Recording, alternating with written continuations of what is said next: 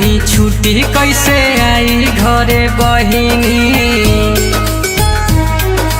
बहिनी घरे बहिनी मिले नहीं छुट्टी कैसे आई घरे बहिनी मिले नहीं छुट्टी कैसे आई घरे बहिनी मनवा बाबे उदास पैसो